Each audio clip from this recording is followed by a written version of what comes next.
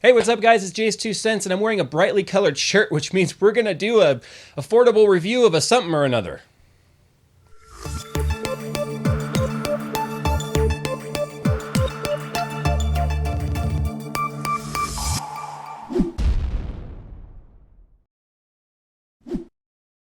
I've told you guys on Twitter now for a while that I'm excited because I get to finally build a desktop computer for my wife. And I decided, why not take this as the perfect opportunity to bring you guys kind of a build log and show you how much power you can really get for under $1,000, including the operating system. I swear to God, everyone out there who does these reviews never put the operating system into the cost, but let's face it, if you're gonna do a Windows build, there's gonna be the cost of Windows, and I don't condone piracy whatsoever, unless it's Pirates of the Caribbean at Disneyland, or it's Jake and the Neverland Pirates on Disney, but then again, I have a 5-year-old, so, whatever, don't judge me. Don't judge me! But there's some things in this build that I think I would change if I were you, and I'll kind of explain them as we go over the parts. Now, first things first, the price I'm putting down in the PC Part Picker link, PC Part Picker, pick a peck of pickled peppers. That's actually kind of hard to say. Down in the description there, you're gonna notice that the case that we're using here, the Rosewell MX2, is $199. I don't recommend a $200 case and a $179 graphics card because that doesn't really make a whole lot of sense. I would prefer you guys buy a $100 case and buy a $279 graphics card. That would make more sense. But of course, because these parts were supplied by our sponsors, we'll go ahead and list those sponsors now. That's why we are using that case. Now, this build is sponsored specifically by Rosewell, AData, Cooler Master, EVGA, and Gigabyte. Now let's go ahead and talk about the parts and why I chose them, and I'll tell you where I would kind of move around the money just a little bit if this were your build to get the most out of your money. Graphics cards, I have 2 of them sitting up here, obviously. 750 Ti's do not go in SLI. I honestly don't know which one I want to use, and you can watch both of those reviews to find out the positives and the negatives to both, and you can see why I'm a little bit torn. At the end of the day, we'll see which one I end up putting in there, and you can make your own decision. For the motherboard, I am using the Gigabyte 990FXA UD3 motherboard.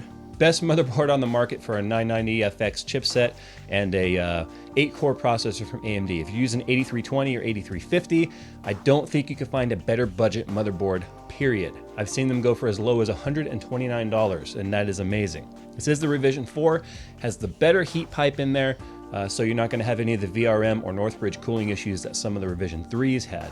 So for the CPU, we are using AMD FX 8320. We are going to be doing a little overclocking. To keep things cool while we do that overclocking, Cooler Master TPC 612 vapor chamber cooler. It is a hybrid cooler with 4 heat pipes as well as a vapor chamber, so you guys can get better cooling than standard air coolers without having to worry about going with water cooling. Now for power, we are going with the Rosewell Hive 550 watt modular power supply, 80 plus bronze. Nothing too spectacular about it. It is semi-modular, and didn't need to go overkill on the power supply because this is already a very efficient build. It's only going to be using a couple hundred watts total. We do have an AData SP900 128 gigabyte SSD for our operating system, as well as a couple of favorite games and programs. And then we do have, for mass storage, a 500 gigabyte Barracuda 7200 RPM mass storage driver hard drive. And then for RAM, we do have the AData XPG 8 gigabyte kit, 1600 megahertz RAM. Now this build is going to be for my wife, and I've already said that a few times on Twitter. Chances are she probably won't play any games on this, and that's going to be entirely depressing to me. But I hope that maybe now that she'll have her own computer, this might be what it takes to get her playing a couple of games, and I'll go ahead and put it out there. She did enjoy playing World of Warcraft the one day I got her to play it a long, long time ago. But I don't know, maybe we'll get her playing something. I could see her playing some Titanfall. Okay, I can't really say that with a straight face. And you laughed over there. I hear you laughing. Yeah, that guy's laughing right over there. So, yeah, it was kind of funny. All right, guys, enough talk. Let's go ahead and put these parts together. We'll do a performance review at the end, and then we'll see exactly what less than $1,000 with an operating system can get you here with JayzTwoCents. That's this guy. And I'm wearing the bright shirt, so you know you can trust me.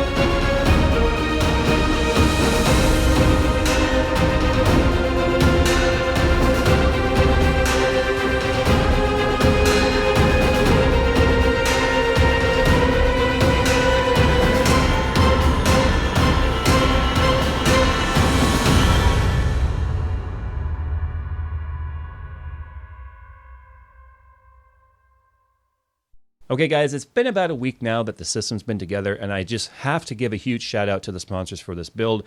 Cooler Master, AData, EVGA, Gigabyte, Rosewill, you guys are awesome. Thank you for hooking us up with this machine so that we could do this video for you guys, showing what you could get for about $1,000. Now I did run into a couple of snags with the Rosewill case that I'm going to go ahead and talk about in just a second. But first, I want to explain why I'm sitting now in a room that looks like it was created in 1963. Well, that's because it was. This house was actually built in 1963. I don't own the house, therefore I'm not going to remodel it, so we're stuck with this really ugly wood paneling. But I have to admit, it does really good when it comes to the echo in the room and killing the echo. So don't judge me when it comes to the walls in this place. Walls are so ugly. They're so ugly. Okay, now that I got that out of my system, let's just go ahead and show you the little setup I set up for the setup I set up for the wife. She kicked me out of the warehouse. This was basically my warehouse where I stored all of my extra parts and things that were too big to go into man cave, and set her up with that nice IKEA setup back there with her drawers and whatnot. Got her shelf over there to display her knickknacks, and you can see the evil MacBook Pro sitting right over there. It's evil. Temperature wise, it is absolutely amazing. Now when it comes to the cooler, I wasn't able to use the cooler that I showed you guys in the beginning of the video, that TPC 612, because it's too tall, and that was the problem I encountered, was the side panel wouldn't snap back on because the cooler was about 15 millimeters too tall. So we went ahead and exchanged that for the Hyper T4, which is one step down from the 212. And I'm going to go ahead and tell you right now, it is an amazing cooler, a lot better than I thought it was going to be. It has 4 copper heat pipes that make direct contact with the CPU. And right now, while overclocked to 4.4 gigahertz on the Gigabyte UD3 motherboard here, the 990FXA UD3, I am running a core package temp, or package core temp, whatever they call it, of 48 degrees Celsius, giving me 29 degrees Celsius of headroom. What does that mean? I could overclock farther if the chip is stable enough to handle it. But knowing that the wife is not going to be doing a lot of power tasks, I decided not to go ahead and do that route and just put it at a mild 4.4 gigahertz overclock at 1.4 volts on the V-core. So good chip. Regular voltage overclocking got me to 4.4 with amazing temperatures due to that Hyper T4. So if you guys are looking for a cooler that is very inexpensive but allows very decent cooling, you have to check out that T4.